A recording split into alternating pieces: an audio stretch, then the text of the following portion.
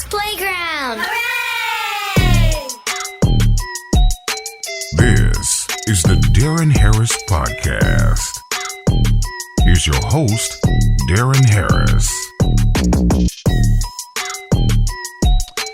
What's up, everybody? Welcome back to the show. I'm Deron Harris, and this is my podcast, the Deron Harris Podcast. Thank you for joining me. I do appreciate it. Before I get started today, there is something that I would like to mention. Today is the start of my third season. So officially, I've been doing this for a whole of 2 years, and today is the start of my third year. This is also my 100th episode. So I've been doing this podcast for 100 episodes. And I got to say, I didn't think I could do one episode. I really didn't think I could do one solid episode, much less 100.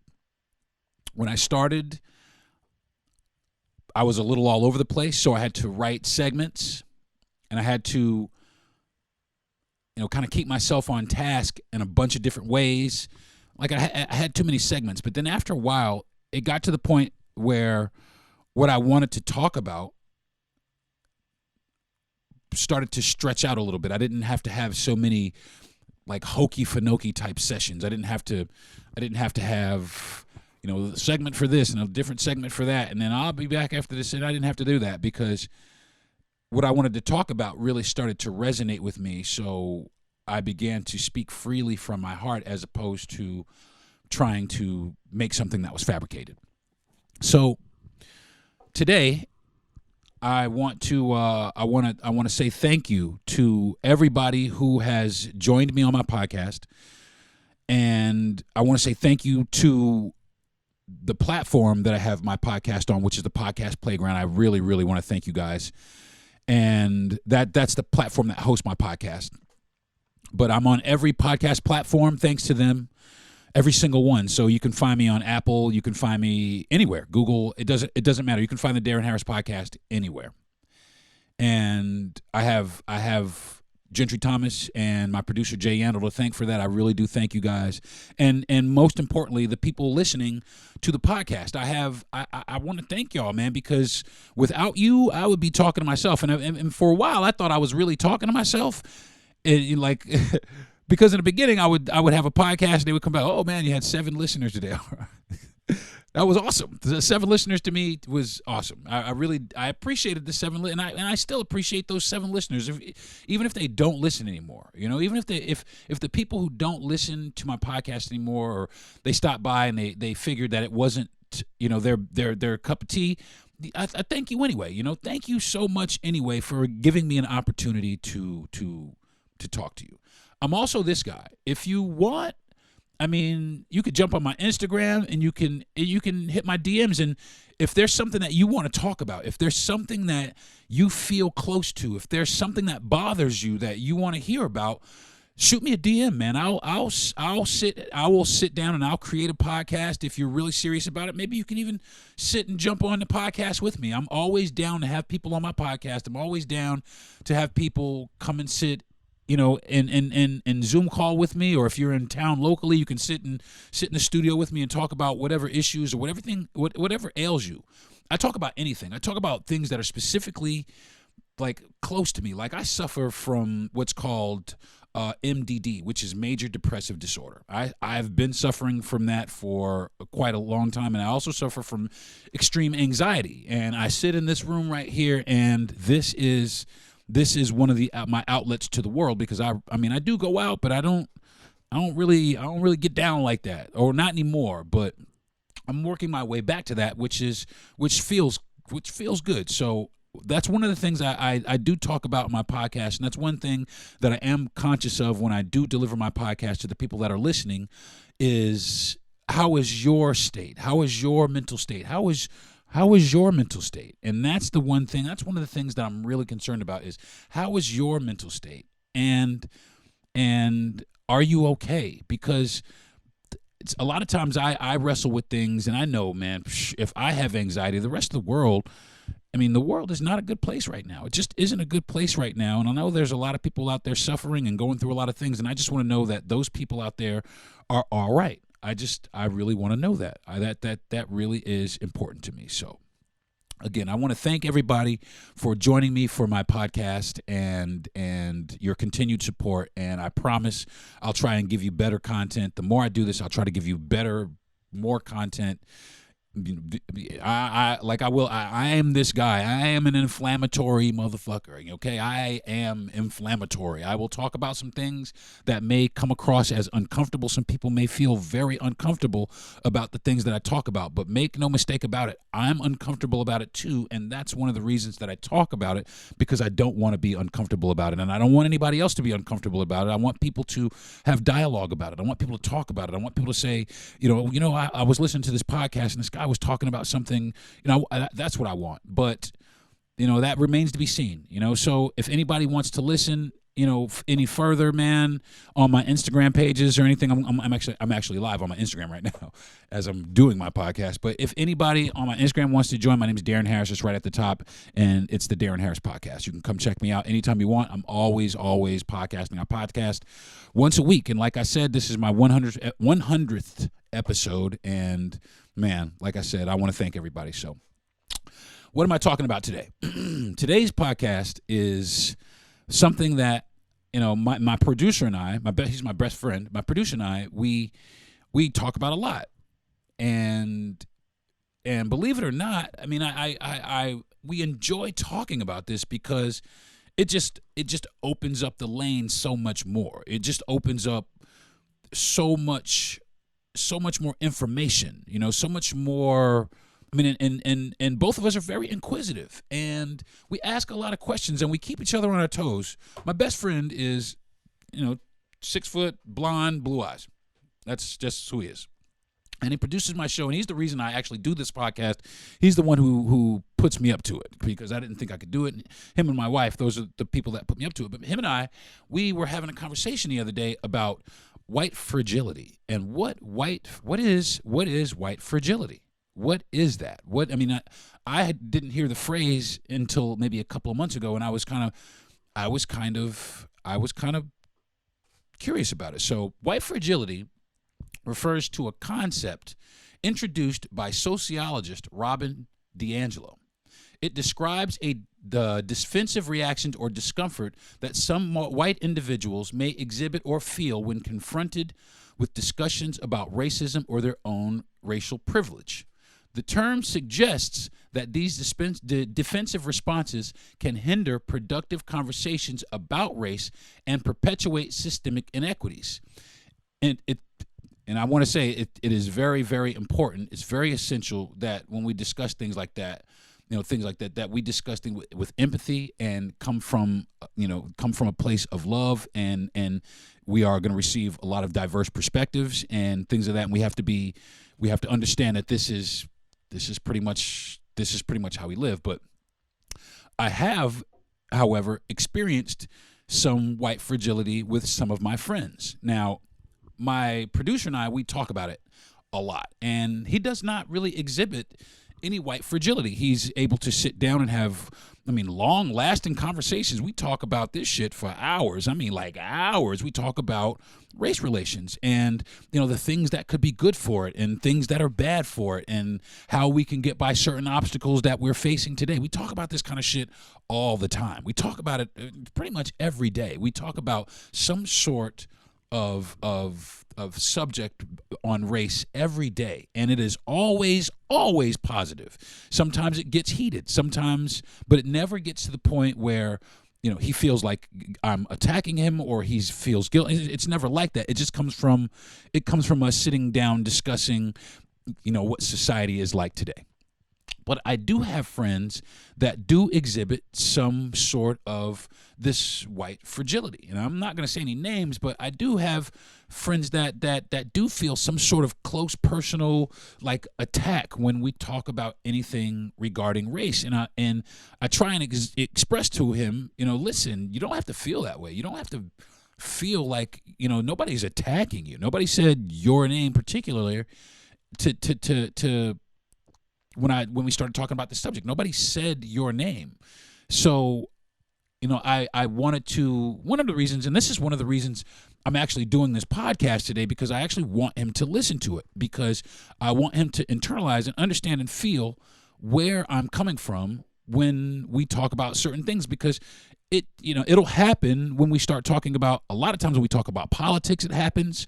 We talk about religion and it happens. We'll, inadvertently, one of us will slip into something about race and somebody will rebut, and then we'll have this conversation about race. But always, almost always it ends, where he's either upset or he feels like he's being attacked. And I'm just trying to say, hey, listen, nobody's attacking you. I'm just stating the facts. Okay, that's one thing I will never do is lie. One thing I will always do is just state the truth. And sometimes, like I said, and I tell them all the time, sometimes the truth hurts the worst. But it's not for you to be heard about, because we're just having a discussion about why certain things are the way that they are. So I have friends that I experienced this with, and friends that I don't experience this with, and they're all great friends to me. But one of the things, I have friends from all backgrounds, and one of the things that makes us great friends is, one, our ability to relate to each other. Okay, our ability to relate to each other, and not only relate to each other, it's our willingness to learn about each other, our willingness to have tough conversations with each other about race. And this is any race, not just black and white. I have Indian friends. I have all kinds of friends from everywhere. We have conversations about race and culture all the time, and it is a good thing. It turns out to be a very good thing. It doesn't have to turn out to be this heated discussion all the time about the terrible things that have happened, even though terrible things have happened. This is a way for us to get by it, and for us to understand that why this happened, and for us to say, we're going to take the helm and not let this happen anymore. We're going to be the example. It's our ability to understand each other's perspectives in life. You know what I'm saying? It's also what this group of friends does. This is what they do. And I like to consider myself this also. One, they ask questions. They always ask questions. And I think it's great that they ask questions, because we have questions too. Black people have questions about white people. White people have questions about black people that we just really don't want to, we don't want to, sometimes, and it's a genuine question. It's sincere. It is a sincere question. And like one time, my man asked me, he said, yo, I don't want to be racist, but do black people put hot sauce on everything? Yes, absolutely. God damn it. We put hot sauce on damn near everything. And that's just a cultural thing. That's one thing that we do. But in turn, I had a question also. And my question was, who told y'all to put raisins and pecans in potato salad? That was a genuine question. And we sat there and we laughed for a half hour about that shit. We laughed for 30 minutes about that shit, because it was something that was genuine, and it was a genuine curiosity. It didn't come from a place of hatred. It didn't come from a place of being stereotypical. It just came from something that both of us observed about each other's culture. You know what I'm saying? Thank you. And we observed this about each other's culture. We were just like, look, man, we just kind of like broke it down. Look, bro, I just got a question I want to ask you. And I completely got it. And we laughed and we laughed and we laughed. And that's what I'm talking about. And that's where we need to be. That's where our country needs to be. We don't need to be fighting over Democrats and Republicans. You know what I mean? Because I look at it like this. The Democrats and the Republicans, the Reds and the Blues, that's just the Crips and the motherfucking Bloods, man. That's all it is. And we need to get away from that. Our strength lies in our unity. It also lies in our diversity. We all learn things from each other, man. Nobody is perfect. Not one race on this face of this earth is perfect. We all learn from each other. You know what I'm saying? I have some great friends. I have a story about a buddy of mine named Nick. Now, I didn't realize. Now, Nick is my buddy Nick. He's an actor. He's a retired actor, and he's been on some great things. He was on The Guiding Light for a long time. That just impresses the shit out of me. So, but he's a great guy, man. His name is Nick, and this is when I was living in New York, and we we were meeting for lunch. I was meeting him for lunch, and I had got to the store. And this was down in like the Bowery, so I'm meeting, which is it's a pretty decent neighborhood. There's good restaurants around, really nice delis. So I get down there, and I get there just before he got there. So I'm in line, and I'm getting ready to order my sandwich, and I see him at the back of the line, and I say to him, I say, "Hey man," I'll say, "Hey man, I'm going to go sit over here by this thing." He said, "All right, I'm going to get my sandwich." So I sat down and I waited for him to get his sandwich. So we opened up our sandwiches, and my sandwich, it was just a sandwich. But he opened his sandwich, and that shit was like, oh, like God made it. It was, I was like, and I was just going to eat my sandwich, and he looked over at me. He said, what did you order? I said, "I ordered the Italian Hero." He said, "Well, I ordered the same thing." And I said, I didn't really think anything about it. But he got angry. He got really angry. And he grabbed me. He said, "Don't eat that." And he got up and he grabbed my sandwich, and he walked over to the counter, and he put it on the counter. He said, "Make my friend's sandwich the way you made my sandwich." And I didn't understand at first, and not until he sat down. And the reason why is because that's his deli. He knows. So he knew the people in there, and he understood the dynamic of what was happening, even though I didn't understand at that time. And he sat down with me, and he told me, and he said, "Hey, man, I just want to let you know that you don't have to take that behavior from anybody." And I was like, "What the fuck are you talking about?"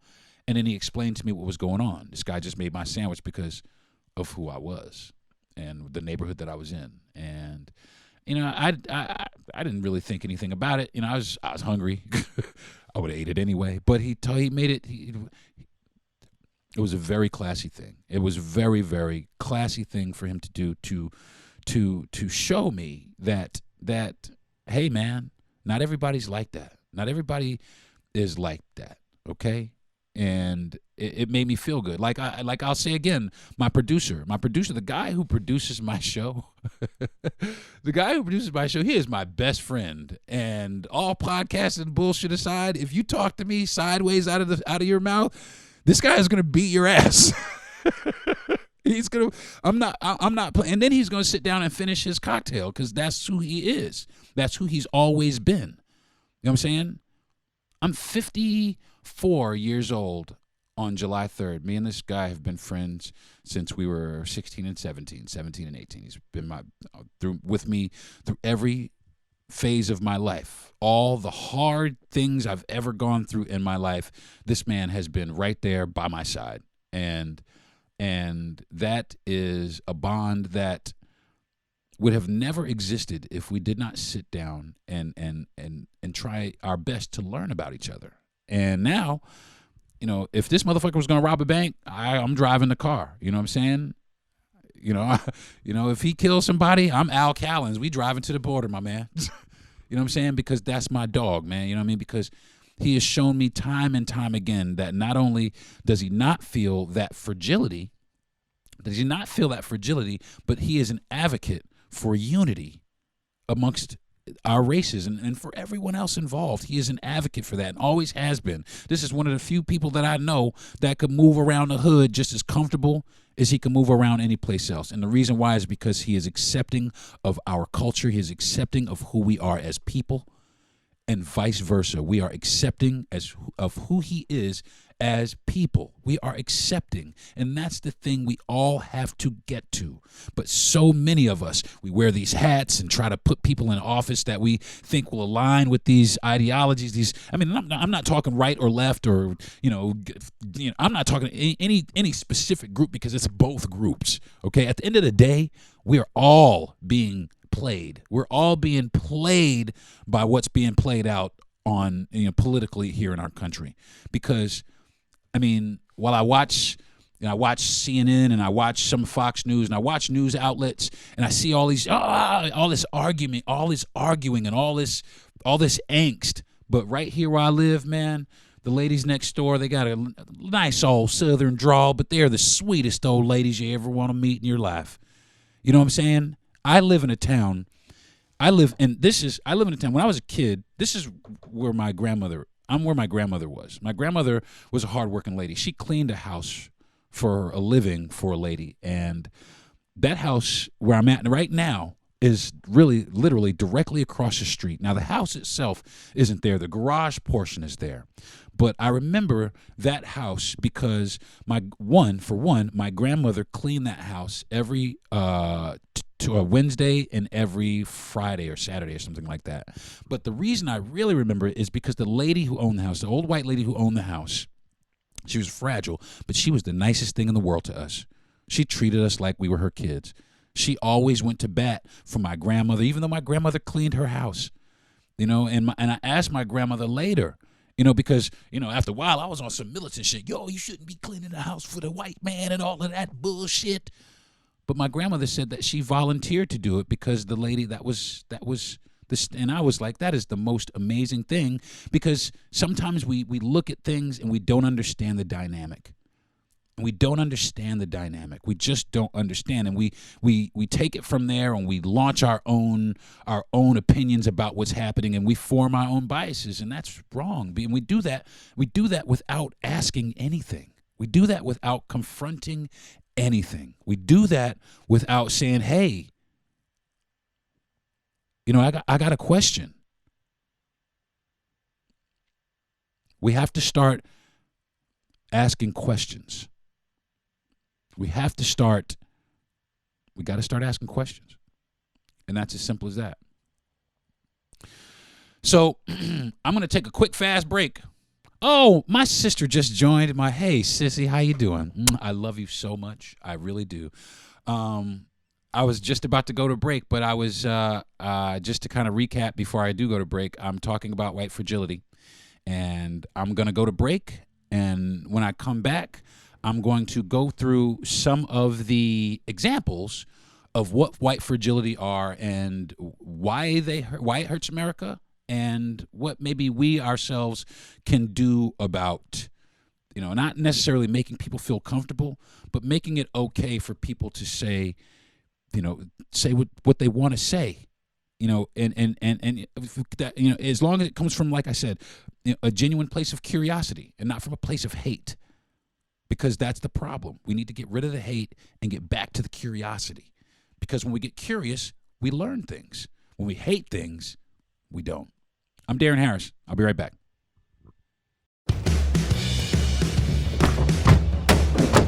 Go on then. Just go. Go north. Go south. Go here. Go there. Go uptown. Go downtown. This is not downtown. Go back to basics. Go fish. Then go fish. Go down memory lane. Just make sure you share the lane. Go dance like no one's watching. Go where you're absolutely sure that no one's watching. Go say I do. Then go out there and do it. Go Bears. Go Wolves. That's a wolf. Go, go, go, go, go, go. And at the end of the day, when your tank is running low, Go to sleep. because tomorrow, we go on again.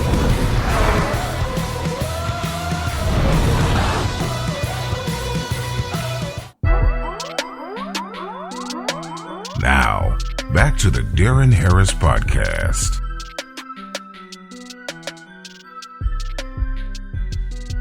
Hey, folks, what's up? Welcome back. I had to go take a couple minutes, get myself a beverage, and I'm back. I'm talking about white fragility today and why it's bad for America, and what we can do to bridge the gap between us a little bit better anyway. So when I left, I was about to give some examples of what white fragility is. Now, some people may not think they have this, and I can certainly see where it might be a little, I don't know. But if you're unclear as to what it feels like or what it looks like, these are some examples of what white fragility is. Number one is pretty much, it's one of the biggest. One is defensive reactions when confronted with discussions about systemic racism. I got a friend, and this is like, I got a friend that almost every single one of these, almost every single one of these, every single example I'm about to give, I have a friend that exhibits almost every single one. But I love him to death. He's my brother, as a matter of fact. But like I said, one of the reasons I'm doing this is because I want him to understand. I want him to understand, and I want him to get it. I want him to not be afraid to address and talk about these things. Number 2 is dismissing or downplaying the impact of racial disparities. That is number 2. So that's when, somebody says something like, oh, pull yourself up by your bootstraps, or they try and compete with you. Oh, well, you don't have it that we have it just like you. That's one of the symptoms. Number 3, resistance to acknowledge one's racial privilege. Now, if somebody's saying, I get the, like back to the same thing I just said, people will say, I go through the same things that you do. I got to pay my bills just like I got the same bills. My rent is the same thing. I struggle just like you do, but it's not always true. And it's not, a lot of times it's not true at all. And a lot of times it's not true at all because our experiences here are different. And it needs to be acknowledged that our experiences are different. And that's it. And it's okay that our experiences are different. But what's not okay is the fact that people try to dismiss that there is a difference. Okay? Number 4 is feeling personally attacked when discussing race-related issues. And I've said this before. I just was talking about this a minute ago, where people feel personally attacked when you're talking about race, and you shouldn't feel attacked. I mean, if you had nothing to do with it, I don't understand why you would feel attacked. Now, if there could be some things that could be embarrassing, but if you internalize those things, of course you're going to feel that way. But if you didn't do that or had anything to do with it, or you stand up and oppose it, then there's no way. You should be angry. You should be angry not at me for asking the questions or engaging in the conversation. Your belly should be full on some, how can you get rid of this? How can you stop this behavior? But a lot of people don't. They feel as if they're being attacked, and they get defensive. And number 5 is defensiveness in response to diversity and inclusion initiatives. And here in the state that I live in, unfortunately, that's our reality here. The University of Florida, I live 45 minutes from there. I live 45 minutes from the University of Florida. And the other day, the president of the university, he got rid of all the diversity inclusion, the DEI initiatives. He got rid of all of them, and then was praised by the governor. And that's not right. That's not right. I mean, I don't think it is, because I know that there is a problem in this country. Number 6, which this also happens, denying the existence of institutional racism. And that's what happens. That's what's been happening. There's been institutional racism in this country almost since its inception.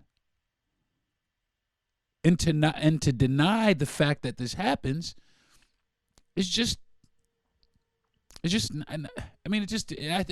special. Let's just put it like that. It's special that you would think that. But that's not to say that it can remain like this. But that's another tactic to deflect any type of confrontation with this subject, which is the next, which is avoidance of conversations that challenge preconceived notions. Now, if you don't want to talk about it, that's fine. You don't have to talk about it. But then you continue to form your opinions about something which could completely be wrong. People have been completely wrong about me based on the way that I dress. Absolutely. I mean, people look at me based on how I dress, because I don't care what I wear a lot of times. I really don't. I mean, I don't care. But people will sit there and they will pass judgment on me based on how I'm dressed and being black. So but I will say that they're always shocked when they find out who I really am. And that's quite all right, too.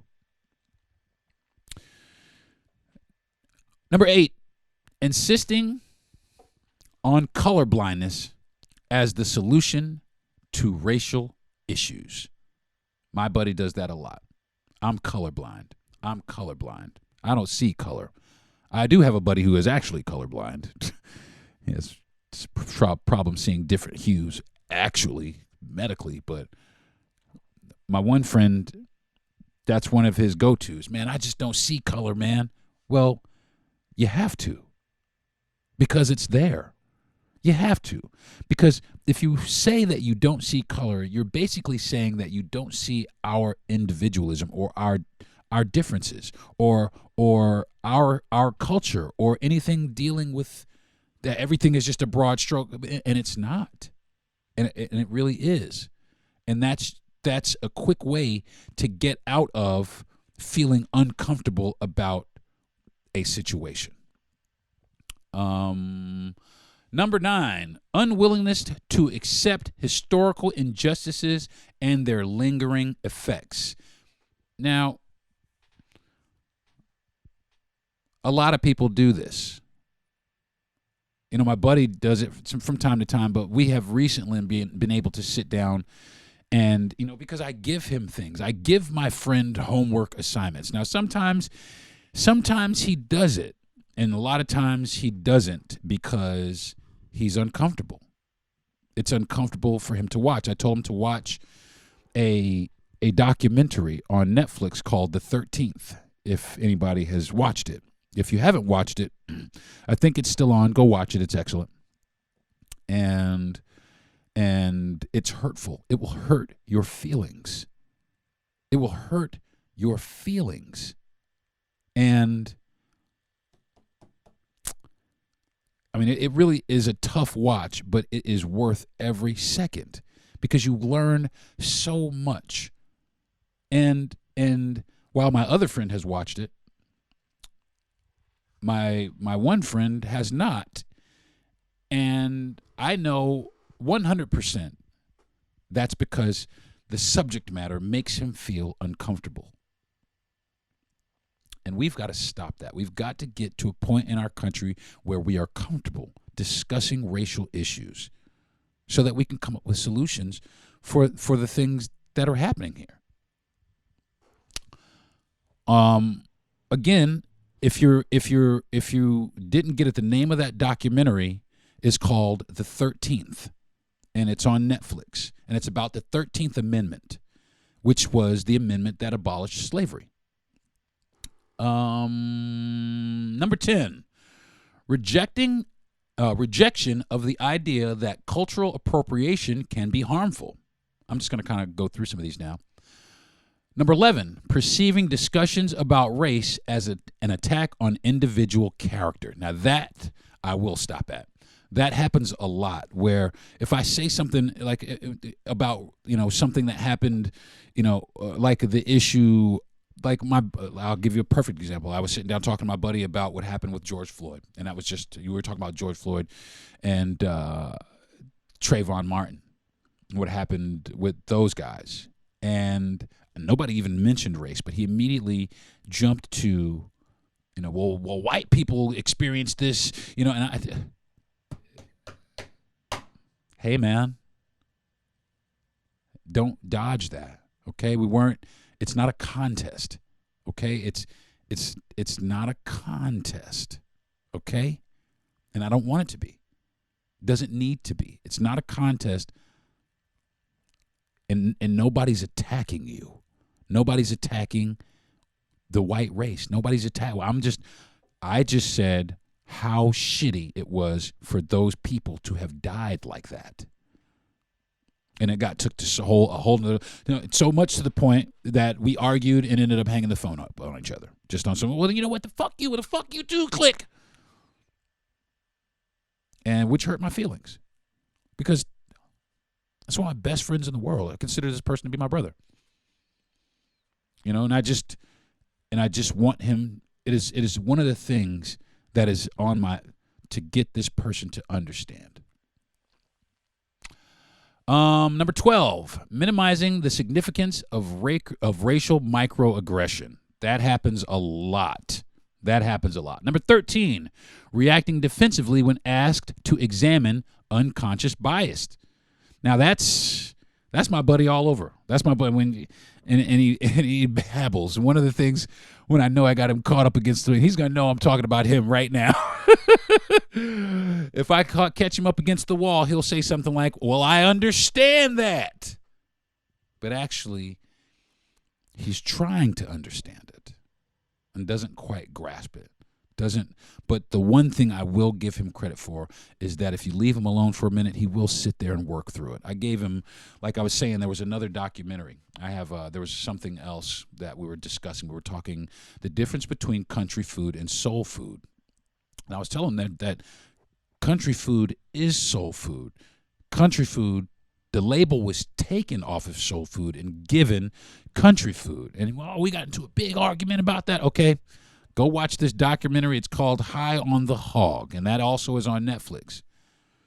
And it breaks down the history of soul food. It breaks down the history of what soul food versus country. It breaks that history down. And I had to commend him because he called me to tell me, said, "Hey, man, I watched one of the things you said, and it kind of broadened me up a little bit." And I was like, you know what, man, first, never mind the documentary. First, thank you for doing the research. Thank you for looking at something that I suggested. I love you, man, and I just want you to understand the truth. And it's okay. It's all right for these things to have happened. You still make the best cornbread I've ever had, bro. You still do. Regardless of whatever it is, whether it came from my mama's kitchen or your mama's kitchen, man, you still make the best cornbread I've ever had. And I'm going to eat it every time you make it because you're my man and I love you.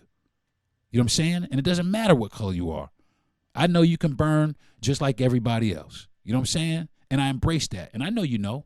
And I know you know where it comes from now, and I know that you can embrace that because you've sat down at my mom's table, and we've sat down and we've ate plenty of collard greens together.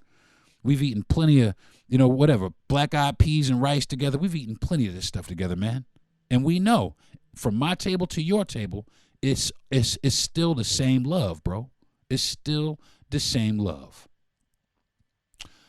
Number 14, downplaying the impact of racial intensive remarks or actions. Now, he doesn't do that. If somebody, because I like I said, I live in a town in North Florida, and in this town, my grandmother is from here, so I've been coming here my whole life since I was a child. But in this town, I'm related to half the town, and I went to high school with the other half, but they're for a couple of years, but. In this town, I have been called nigga in my face in this town on more occasions than I can recall. On more occasions, right here in this town, right here. I got chased. Me, a white friend of mine named Thomas, and another Latin friend of mine named Axel. We were in high school. And we got chased by 3 grown-ass rednecks.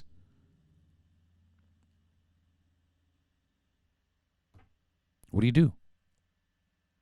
Axel drove his ass off is what we did. And I told him, drive to Railroad Street. Drive to Railroad Street. Railroad Street is where the hood is.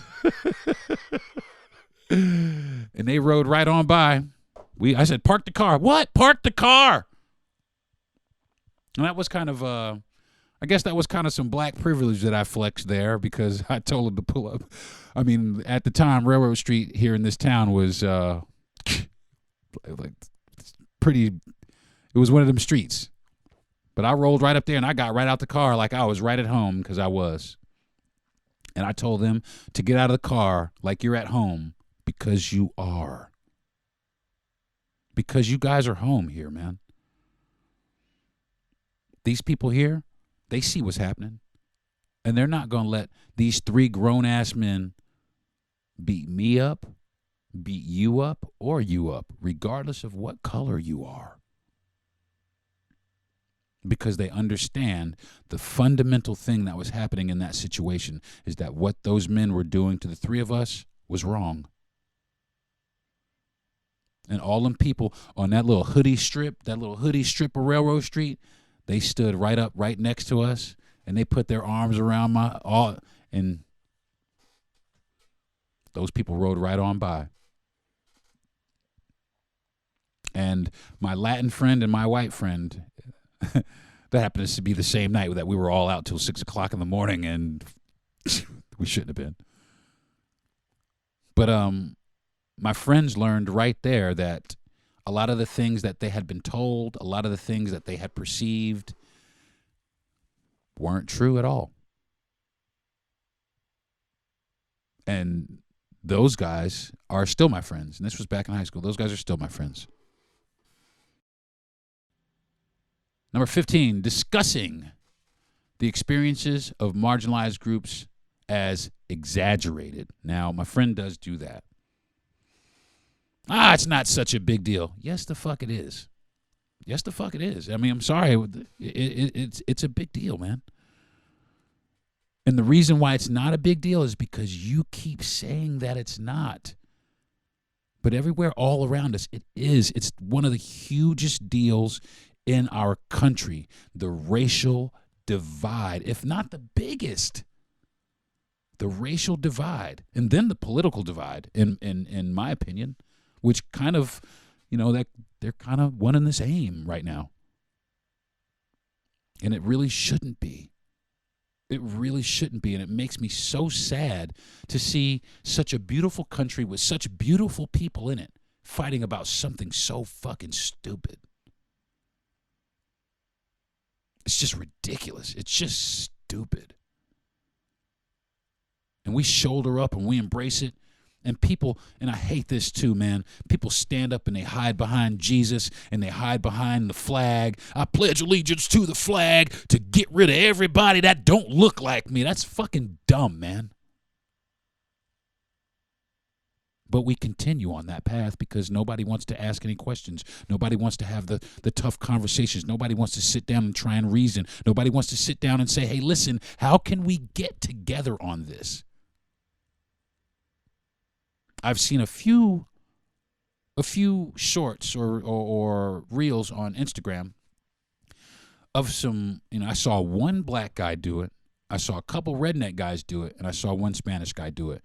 And what they said, hey, y'all, imagine if the blacks, the rednecks, and the Mexicans got together. What kind of shit could we fuck up together?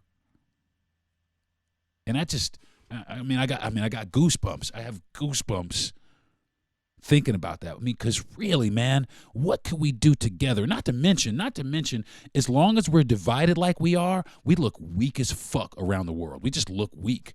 And not for nothing, while we're over here beefing, guess what happens when motherfuckers beef amongst themselves? Somebody walks right up and they punch you right in the fucking eye. While we're sitting here beefing right the fuck, somebody is going to sneak right up under us. And the reason why, and like I said in the beginning of my podcast, I suffer from anxiety. And the reason why I do suffer from anxiety is I was present for 9/11. I was living in New York at the time. I saw it live with my own eyes. I watched those people jump out of those buildings. I watched the second plane hit the building. I was fucking there. Not a lot of people can say that. And to sit there and watch that happen, nobody expected that. But a lot of the same things were going on in the country at the time. There was a big divide, and we were staying divided, and it was just what it was. And I fear that it's going to happen again if we don't begin to start unifying ourselves and solidifying ourselves as Americans. Okay, America has a fucked up history. Yeah, okay, we get it. But it doesn't mean that we have to have a fucked up future. Okay? We don't have to have a fucked up future. But it has to start with all of us. It's got to be all of us. It's got to be inside everybody to say, you know what, man, God damn it. I'm so tired of people on this bullshit. I'm so tired of this. And then not only being tired of it, but then actually standing up and doing something about it. This right here, my podcast, this is one of the things that I try my hardest to do about it. I try to put this content out there for everyone to hear so that maybe something that I said might make them say, you know what, man, I will sit down with John and have this conversation, or I will ask these questions that I've been wanting to ask. Number 19, reluctance to learn about or understand different cultural perspectives. And that happens too. Now, that's not my friend, okay? Because the one thing about my friend is I've always included him and he has always included me, but he has always had a harder time understanding why. And not me. I guess it's just easier for me to see through things, but it's also easier for me to break things apart and understand that I am, although it affects me, it doesn't have to affect me in that way. It doesn't have to make me into that person. Now, have some things that white people have done make me angry? Motherfucking right. Absolutely. But I also understand that it's individualistic. There are individuals, sometimes in groups, individuals. It doesn't necessarily mean that it is the collective, that it's everybody. It doesn't mean that. It doesn't mean that everybody feels that way. It doesn't mean that everybody hates black people or everybody hates white people. It doesn't mean that. And that's the one thing we have to start to understand. All right, the last one, number 20. Avoiding discomfort by steering clear of challenging conversations about race. And that is my buddy 100%. That's my buddy 100%.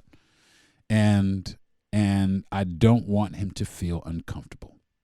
That's the one thing I do not want out of this at all. I don't want one of the closest people in the world to me, regardless of what race they are. I don't want them to feel uncomfortable about talking about race, because they shouldn't be. No one should be. Yes, there are some tough things to say. There are some tough things to hear. But if we come from a place of curiosity as opposed from a place of hate, then we can make actual progress. We can make actual strides in bridging the gap between our cultures. Okay?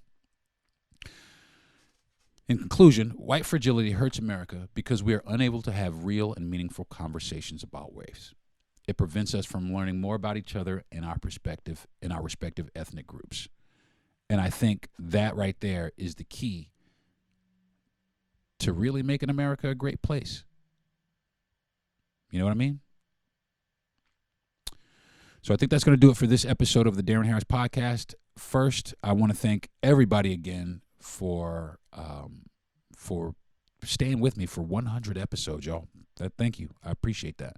But I want to thank my parents, like I do every week, for giving me life and breath in my lungs to speak the words that I speak.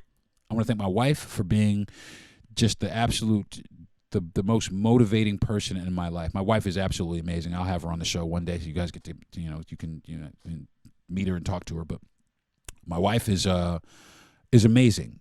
She's Latin, but she is the biggest advocate for unity that I know. I want to thank my best friend and producer, Jesse Yandel, for bashing that motherfucker in the face for me 15 years ago. I just want to say I love you, man, and I appreciate you for encouraging me to do my podcast and putting me up to this, and also for never being afraid to conversate with me about the content that I share. And we always, as a matter of fact, folks, my friend and I, we always joke because, like I said, he's 6 feet tall, blonde hair, blue eyes, but he's the only 6 foot tall, blonde hair, blue eye, black content creator that I know. That is funny to me. So thanks, man. I love you to death. And I really want to thank Gentry Thomas. Gentry Thomas is the founder of the Podcast Playground, which is the platform that hosts my podcast. Today is my 100th episode of the Deron Harris Podcast, and I want to say thank you to Gentry Thomas for giving me the opportunity to say, I know I thank you every week, but really, man, I really want you to feel this one, bro. I appreciate you, man.